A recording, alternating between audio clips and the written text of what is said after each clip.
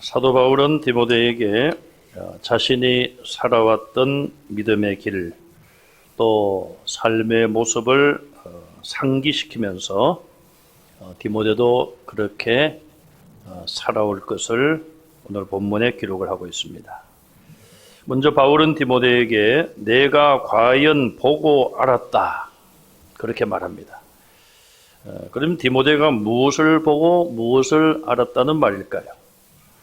바울은 앞에서, 오늘 본문 앞에서 거짓 교사들의 악덕에 대하여 자그마치 19가지를 지적했습니다. 그런데 바울은 그 앞에 2절에서 5절까지 19가지와는 상반되는, 반대되는 9가지 모본을 제시하고 있습니다. 10절과 11절에 보면은 이 9가지 바울 자신이 그렇게 살도록 노력을 하고 또 바울이 겪었던 그런 삶의 현장, 삶의 모습을 9가지로 이야기를 합니다. 이 9가지를 보면 첫째, 교훈과 행실이 나옵니다. 교훈은 바울이 가르친 교훈, 복음과 하나님의 말씀이겠죠. 행실은 뭡니까? 바울이 살았던 모습, 다른 성도들, 다른 사람들이 바울을 볼 때에 어떤 행동을 하며 살았는가, 삶의 모습을 의미하죠. 자, 우리는 가르치는 것과 가르치는 자의 삶의 모습, 행동이 일치되어야 하죠.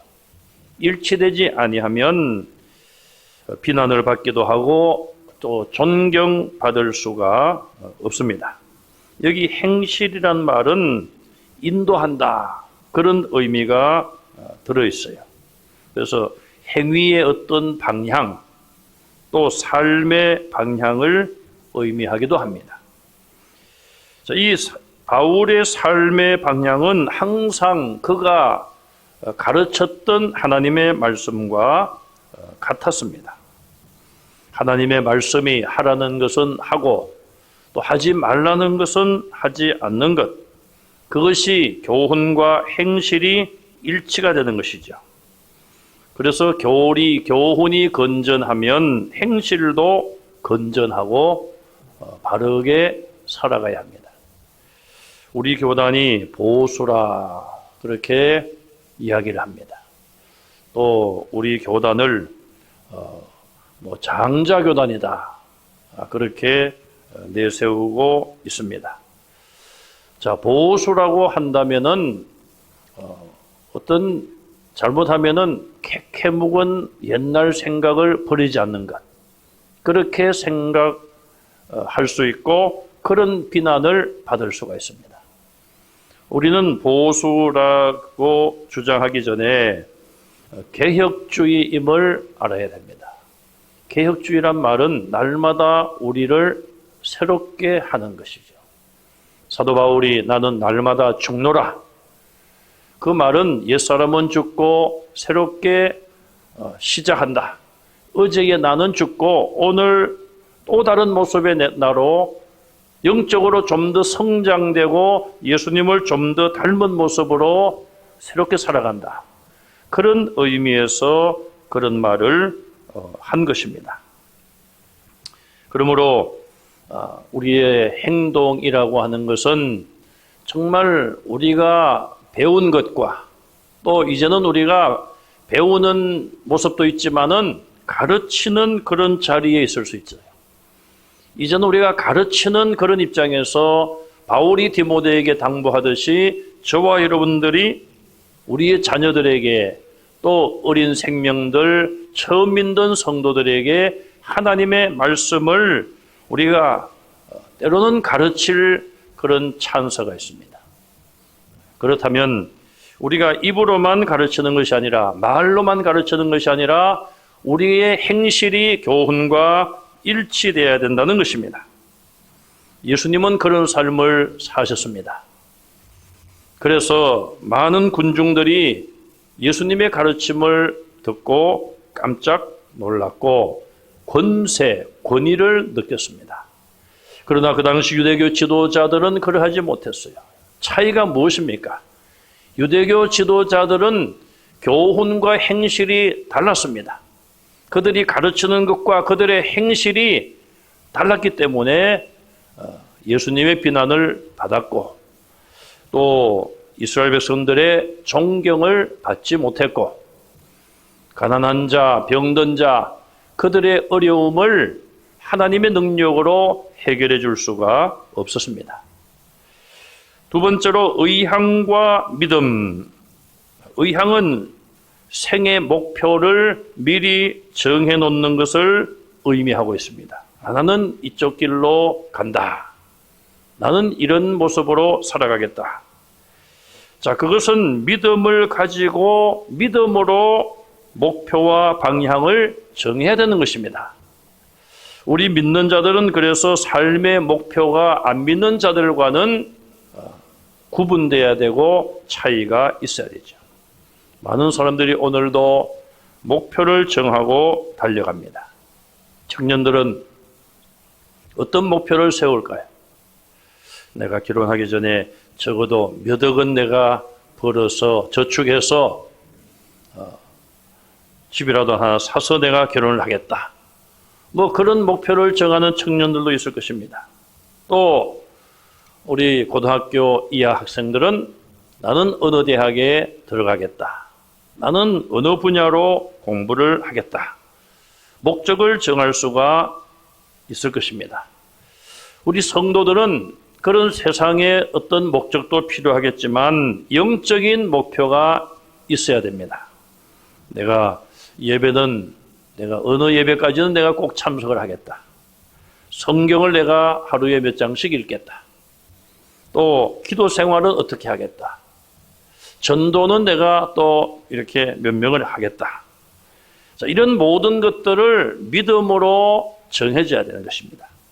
바울은 예수님께서 주신 이방인의 사도라고 하는 그 직분을 믿음으로 감당하려고 노력을 했죠.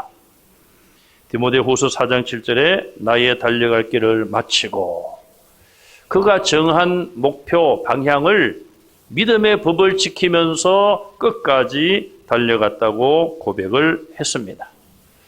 우리도 성도들도 믿음으로 어떤 방향을 정하고 하나님이 기뻐하시는 그 목표를 향하여 힘써 달려가시기를 바랍니다. 바울도 그것을 위해서 3번에 걸친 세계 전도 여행을 했고 마지막에는 로마도 보아야 하리라. 그런 목표를 가지고 로마까지 가서 순교의 길을 갔습니다. 그 다음에 3번째로 보시면은 오래 참음과 사랑과 인내를 같이 묶어서 볼 수가 있습니다. 여기 오래 참음과 인내는 비슷한 뜻을 가지고 있습니다. 오래 참는다고 하는 것은 인내의 적극적인 모습이에요. 오래 참는다 이 말은 길다 그리고 마음, 긴 마음으로 오래 참아준다 그런 뜻이겠죠. 바울이 복음을 전하고 그러면 바울의 복음을 듣고 믿음 생활을 시작한 성도들이 있습니다. 그들의 믿음이 자라고 열매를 맺고 교회의 직분자가 되기까지 사도 바울은 오래 참았다. 그렇게 말할 수 있어요. 농부의 마음을 가지고 기다리고 참았어요. 여기 인내란 말은 어디 아래에 머물러 있다. 그런 뜻이에요. 즉 어려운 어떤 사정이나 형편 아래 머물면서 참고 견딘다. 그것이 인내예요. 70년대 그때 학생들이 집에서 공부할 때 어떻게 공부했습니까? 책상 옆에다가 책상 그 위에다가 인내는 쓰다. 그러나 그 열매는 어때요?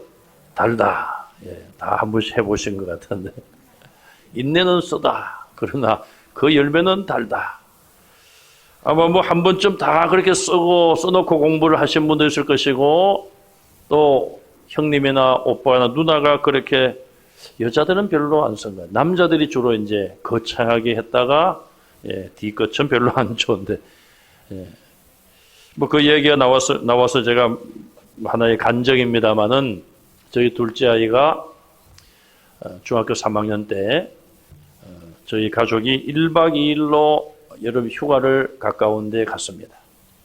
가까운 여기 서해 이제 제부도인가요? 대부도인가? 거기 가서 1박을 하고 이제 왔어요. 그때 제 둘째 딸이 저 언니하고 같이 모래사장에 류지혜 한동대에 간다. 그렇게 탁 써놓고 사진을 찍어가지고요. 그걸 책상 위에 이제 올려놓은 거예요. 저는 처음엔 몰랐습니다. 어느 날 들어가서 보니까 그 책상 위에 그 사진이 있더라고요.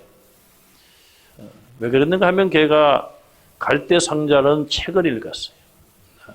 책을 읽고 이제 휴가에 가서 그렇게 써놓고 책상에 앉을 때마다 또 사진을 볼 때마다 기도하지 않았겠습니까? 고3이 되었습니다. 수시 전형을 여러 군데 넣었는데 한 군데 합격을 했어요. 근데 거기는 별로 가고 싶은 학교가 아니었습니다. 그리고 뭐 한 두세 군데는 떨어지고 이제 마지막 발표 날 오전에 총신대학 발표가 있었어요. 합격했겠습니까? 안 했겠습니까? 불합격. 오전에 총신대학 수시 전형이 불합격. 그러니까 제 딸이 아예 오후에는 발표를 보도 안 하려고. 한동대 제일 경쟁도 세고 들어가기 어려운 그 학교만 발표가 남았기 때문에 아예 포기하고 보도 안 한다. 이제 엄마가 보고 됐다고 하니까 뭐 그냥 아파트가 떠나갈 듯이 그런 일이 있었습니다. 저는 한동대를 지원할 때에 제 혼자 마음속에 또 이야기를 하면은 딸이 길을 죽이니까 제가 목사인데도 실력이 저 정도 가지고 한동대를 갈 수 있을까 그렇게 생각을 했어요. 또 한편으로는 한동대를 가려면은 열심히 공부를 해야지 그렇게 생각을 한 거예요. 나중에 보니까 합격을 했어요. 수시 전형 지원한 데가 농어촌 목회자 자녀들이 지원하는 것이었어요. 저는 제 아이가 거기 합격될 때까지 농어촌 목회자라는 걸 몰랐어요, 제가. 내가 왜 농어촌 목회자야, 내가? 1시간이면 서울 가지, 30분이면 고양시 가지, 1시간에 그냥 뭐 서울로 가는 차도 많고 말이에요. 그러면 어떤 교회가 농어촌 교회인가? 주소지가 리로 끝나면은 농어촌이에요. 우리 교회가 문산읍 문산리 95-39. 그래서 참 합격을 했는데요. 제가 이 간증으로 그렇게 하는 말씀이에요. 제 딸에게 그랬습니다. 야, 너는 미안하지만은 네 실력으로 들어간 게 아니고 하나님 은혜로 들어간 거다. 자기도 그렇게 믿는다고 그렇게 이야기를 하더라고요. 인내는 쓰다가 나왔다가 지금 그리 갔습니다. 자, 어쨌든 우리가 학생들이 대학을 들어가기 위해서는 그런 목표를 달성하기 위해서는 뭐 참는 것이 몇 년, 수년 동안 참으면서 공부를 열심히 합니다. 그런데 바울은 그런 개인적인 목표가 아니었습니다. 성도들의 신앙이 성장하기를 기다린 것이고 또 인내하고 오래 참음의 그 기본이 뭔가? 사랑인 것이죠. 사랑. 사랑은 오래 참고 사랑은 모든 것을 견딘다. 고린도전서 13장에 그렇게 말씀을 하고 있어요. 또 믿음, 소망, 사랑 이 세 가지는 항상 있을 것인데 그 중에 제일은 뭐라고요? 사랑이라. 사랑이 제일이라. 바울은 그런 성도들의 영혼을 사랑하는 마음을 가지고 참고 인내하고 오래 참은 거예요. 마지막으로 두 가지를 보면은 11절에 박해받음과 고난이 나옵니다. 복음을 전하다가 받는 박해, 주님을 위하여 받는 고난. 이 고난과 박해는 복음 때문에, 예수님 때문에, 또 때로는 교회 때문에 받는다. 그렇게 볼 수 있어요. 바울은 박해를 받고 고난당하는데도 하나의 본이 되었습니다. 성도들과 교회를 박해했던 사울이란 사람이 아니었습니까? 그의 옛사람은 성도들과 교회를 정말 심하게 박해를 했어요. 그런데 우리 하나님은 그런 사울을 바울로 바꾸셔서 이제는 그가 복음 때문에, 주님 때문에 박해를, 고난을 받게 하셨어요. 바울이 그런 고난을 당하면서 얼마나 자기의 잘못된 그런 행실에 대하여 하나님 앞에 더 많이 회개했다고 생각을 해보며, 또 그는 나 같은 죄인, 핍박자요, 폭행자요, 박해를 했던 나를 하나님이 살려주셨기 때문에 내가 이제 이 생명 다하여 죽을 때까지 내가 생명 다하여 복음을 전하리라. 그런 각오를 가지고 복음을 전했기 때문에 박해와 고난에 가장 본이 되는 사람이 사도 바울인 것을 우리는 성경을 통하여 알 수 있습니다. 바울은 오늘 본문에서 자기가 당한 박해와 고난을 소개합니다. 지역을 이야기하고 있습니다. 처음에 안디옥이 나옵니다. 이 안디옥은 수리아의 안디옥이 아니라 비시디아의 안디옥이에요. 사도행전 13장 14절 이하에 나옵니다. 1차 전도 여행 때에 바울과 바나바가 이 비시디아 안디옥에서 안식일의 율법을 해석하며 전도를 했습니다. 많은 사람들이 예수님을 믿게 되었어요. 그런데 유대인들이 박해를 하여 그곳에서 추방을 당합니다. 디모데는 아마도 이런 일에 대하여 아마 간접적으로 들었을 것으로 추정할 수가 있습니다. 바울의 일행이 안디옥에서 무슨 일을 겪었는지를 전해 들었을 것입니다.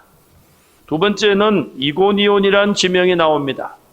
사도행전 14장 1절 이하에 나오는 이고니온은 이 앞에서 말씀드린 것처럼 안디옥에서와 같은 그런 사태가 발생을 했어요. 핍박의 도가 극해져서 바울 일행을 돌로 치려고 했습니다. 그때 바울의 일행이 그곳을 이제 피신을 한 그런 장소가 이고니온이에요. 세 번째 루스드라가 나오는데 이 루스드라는 사도행전 14장 8절 이하에 나옵니다. 디모데의 고향으로 알려져 있습니다. 걷지 못하는 안전뱅이가 일어났습니다.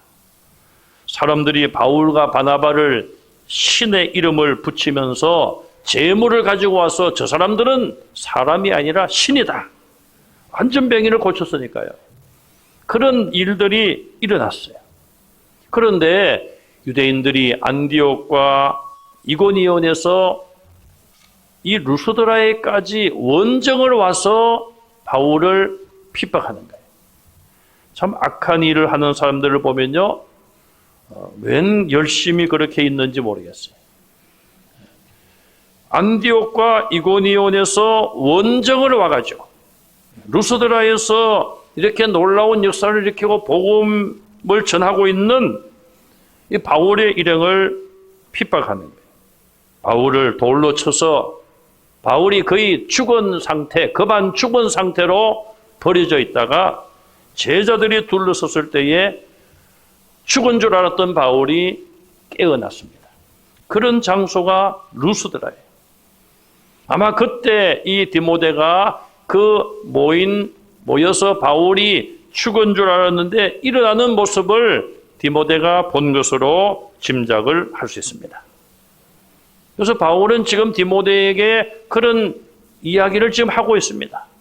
내가 안디옥에서, 이고니온에서, 루스드라에서 겪은 박해와 고난을 네가 다 듣고 다 알고 있지 않느냐? 네 눈으로 보았지 않느냐? 그 이야기를 지금 하고 있습니다. 그래서 사도행전 16장 1절 이하에 보면은 바울의 2차 전도 여행 때에 디모데도 합류를 하여 같이 전도를 하죠. 자, 이 모든 것들에 대하여 네가 보고 알았다. 이 보고 알았단 말을 다른 말로 하면은 밀접하게 따랐다. 혹은 본받아 살았다. 그렇게 번역을 하기도 합니다. 보고 알았다. 그냥 지식적으로만 내가 눈으로 보고 바울 사도가 저렇게 복음을 위하여 박해를 당하고 주님 때문에 고난당하는 것을 내가 보고 알았다. 지식으로 기억만 하는 것이 아니라 네가 알고 나를 본받기 위해서 지금까지 나를 본받아 살아왔다. 그런 의미로 바울이 이야기를 한다는 것입니다. 오늘 우리는 무엇을 보고 무엇을 듣고 무엇을 알았습니까? 바울은 이어서 성경에 대해서 말씀을 합니다. 하나님의 말씀을 읽고 듣고 배운 것이죠. 우리는 교회를 통하여 또 전도자들을 통하여 복음을 듣고 복음을 믿었습니다. 또 하나님의 말씀을 우리가 배웠어요. 또 우리 눈으로 우리의 경험을 통하여서 예수 믿는다고 핍박을 당하는 그런 과거의 어떤 사건들을 우리가 경험했을 수도 있습니다. 제가 부목사 생활을 할 때만 하더라도요, 한 6년 가까이 이제 되었습니다만은, 그때만 해도 정말 핍박 가운데 신앙생활하는 여자 성도님들이 꽤 있었습니다. 이제는 좀 세월이 좀 많이 바뀌면서 흐르면서 우리 한국 사회의 그런 상황도 많이 바뀌어졌어요. 가정에서 여자분들의 목소리가 좀 커졌습니다. 뭐 커졌다기보다는 그동안 너무 그냥 눌려서 살아왔다, 그렇게 볼 수도 있죠. 그래서 이제는 물론 아직도 남편의 어떤 박해나 그런 것이 있는 가정도 있겠습니다만은 과거보다는 심하지 않은 것이죠. 자, 우리는 신앙을 지금까지 신앙생활을 쭉 해오면서 부모님을 보고 부모님의 어떤 신앙을 우리가 보고 배웠습니다. 그분들의 행동, 그분들의 헌신을 보았습니다. 우리의 믿음의 선진들의 모습을 교회에서 많이 보셨을 거예요. 우리는 그런 모습을 보고 이 디모데가 바울의 그런 고난과 박해를 보고 알기만 한 것이 아니라 이미 디모데는 바울의 그런 모습을 본받아 살려고 노력을 한 것이죠. 바울은 이제 더 디모데를 격려하고 있는 것입니다. 왜? 바울은 이제 떠날 때가 다가오고 있습니다. 순교당할 시간이 다가오고 있어요. 이제 바울을 이어서 디모데라고 하는 젊은 청년이 바울을 이어서 복음을 전하고 교회 목회를 해야 되기 때문에 더 자신의 모습을 닮아갈 것을 요청하고 있습니다. 육신의 부모님, 또 영적인 부모인 성도들은 이제 자녀들에게, 후세들에게 본을 보여주는 그런 모습이 굉장히 필요하고 중요합니다. 바울이 디모데에게 네가 나를 보고 알았다, 이렇게 말했어요.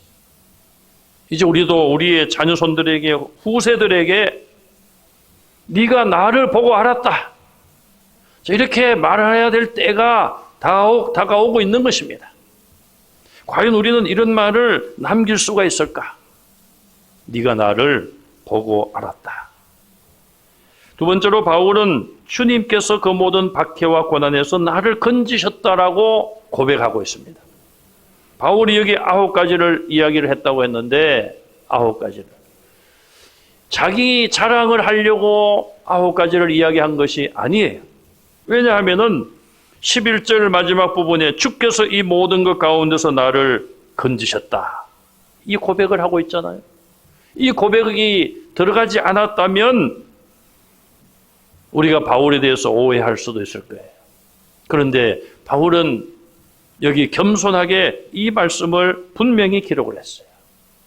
내가 이렇게 살아왔는데 참 박해도 많이 받고 고난도 많이 받고 오래 참고 인내하고 사랑으로 견뎌냈는데 주께서 이 모든 것 가운데서 나를 건지셨다, 그런 고백을 하고 있습니다. 우리가 그런 은혜라는 찬송을 요즘 많이 하죠. 내가 누려왔던 모든 것들이, 내가 지나왔던 모든 시간이, 내가 걸어왔던 모든 순간이 당연한 것 아니라 은혜였어.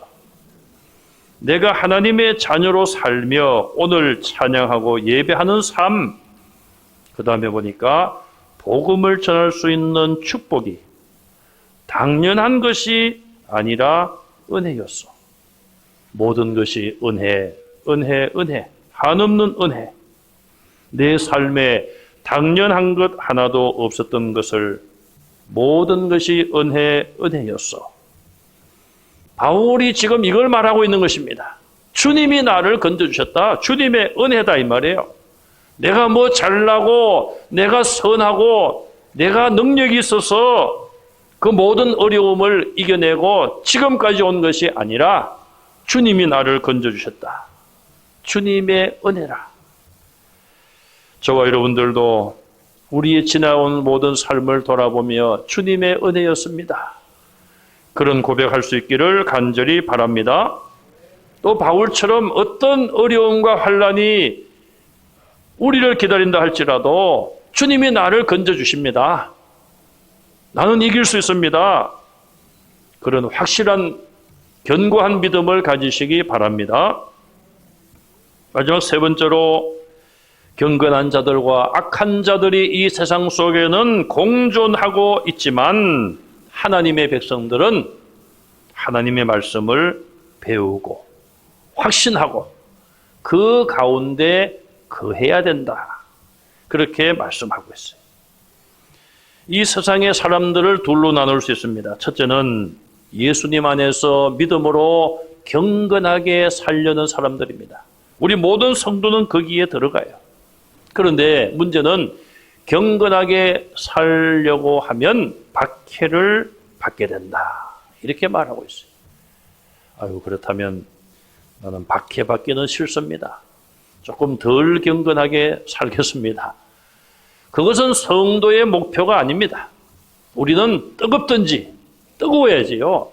요한계시록에 너희가 뜨겁든지 차갑든지 미지근하면은 내가 토하여 내친다. 그 말은 미지근하지 말라는 거고 또 그렇다고 차지 말라는 거예요. 뜨거운 믿음을 가지라는 것입니다. 예수님 안에 경건하게 살고자 하는 자는 많은 핍박이 있습니다. 박해가 있습니다. 그러나 하나님 주시는 능력으로 모든 박해를 이길 수가 있습니다. 또 하나의 사람들은 악한 사람들입니다. 오늘 본문에 보면 악한 자들은 속이기도 하고 속기도 하고. 여러분, 사기꾼들이 100% 다른 사람만 사기치는 줄 아세요? 자기도 당할 때가 있어요. 자기 꾀에 넘어간다, 자기가 넘어간다, 그런 말이 있죠. 남을 사기치고 하는 사람들은 사기로 망할 수 있어요. 칼로 일어난 자는 칼로 망한다. 진리예요, 진리. 자, 그러므로 성도들은 이런 악한 세상 속에 어떻게 살아야 할까? 배우고 확신한 일에 거하라. 우리는 성경을 배웠습니다. 성경을 배워야 돼요. 15절 이하에 보시면 이 성경은 구원에 이르는 지혜가 있습니다. 또 하나님의 감동으로 기록되었습니다. 인간의 마음대로 쓴 책이 아니라 하나님의 감동으로 기록되었습니다. 그래서 이 성경을 읽고 듣고 배울 때에 성령의 감동으로 하나님의 뜻을 깨닫게 되는 것이죠. 또 이 성경의 유익은 무엇입니까? 교훈과 책망과 바르게 함과 의로 교육하기에 유익하다. 교훈, 책망, 바르게 함, 잘못된 우리를, 잘못된 사람들의 그 마음과 생각과 삶의 모습을 하나님의 뜻대로 바르게 잡아주는 것이 성경의 역할입니다. 요즘 교훈이 있습니까? 책망이 있고 바로잡아주는 것이 있습니까? 참으로 찾아보기 어려워요. 자, 어쨌든 배워야 됩니다. 하나님 말씀을 열심히 배워요. 두 번째, 확신해야 됩니다. 확실하게 믿어라 이 말. 배운 것을 그대로 확신을 가지고 믿어라 그 말이에요. 세 번째는 거하라는 말은 실천하라는 것입니다. 말씀 안에 거하라 이 말은 말씀이 내 삶 가운데 실천돼야 된다 이 말이에요. 말로만 이웃을 사랑하라 그렇게 배우지 말고 배운 것을 정말 이웃을 내 몸과 같이 사랑하라는 거예요. 얼마나 어렵습니까? 그래도 이것은 하나님의 명령입니다. 하나님이 성경을 주신 목적이에요. 우리로 하여금 말씀대로 살게 하기 위하여 말씀을 주신 거예요. 하나님의 말씀이 우리 안에 있으면 기도의 응답을 하신다고 약속했어요. 너희가 내 안에 거하고 내 말이 너희 안에 거하면 무엇이든지 원하는 대로 구하라. 그러면 내가 이룬다고 말씀했습니다. 하나님의 말씀을 사모하시고 그 말씀 안에 사실 뿐 아니라 말씀대로 실천하며 하나님 앞에 간구하면 하나님은 우리의 기도를 반드시 들어주실 줄로 믿습니다. 다음 주간은 우리가 6일 동안 특별 새벽 기도회로 모입니다. 날씨가 추워져서 제가 11월 달에 하는 걸 좀 당겼습니다. 여러분들 각자에게 기도의 제목이 있을 것입니다. 우리는 하나님의 약속을 믿고 기도할 수 있기를 바랍니다. 저는 늘 그런 말씀을 드리죠. 특별 새벽 기도에는 특별한 은혜가 있다. 그렇게 제가 말씀을 드려요. 우리가 기도할 것이 얼마나 많이 있습니까? 우리의 자녀들과 후세들을 위해서 기도해야 되고 교회를 위해서 또 코로나로 인하여 흩어져서 돌아오지 못하고 있는 성도들을 위해서 기도해야 되고 한국 교회가 코로나로 인하여서 많은 손해와 성도들이 흩어지고 교회가 무너졌는데 회복을 위해서 기도해야 돼요. 또 요즘 북한에서 하는 그런 미사일을 쏘는 일들이 예사롭지 않지 않나요? 뭐 그냥 이틀 사흘이 멀다 하고 저렇게 쏘아야 되는데 우리는 뭘 해야 되겠습니까? 한 마음으로 기도하여 참 저런 모습을 보면은 요즘은 우리의 소원은 통일이라는 노래가 쑥 들어가고 뭐 들어볼래야 들어볼 수도 없고 우리가 그래도 통일을 위해서 기도해 왔는데 참 때로는 좌절과 절망과 실망을 가지는 그런 상황입니다.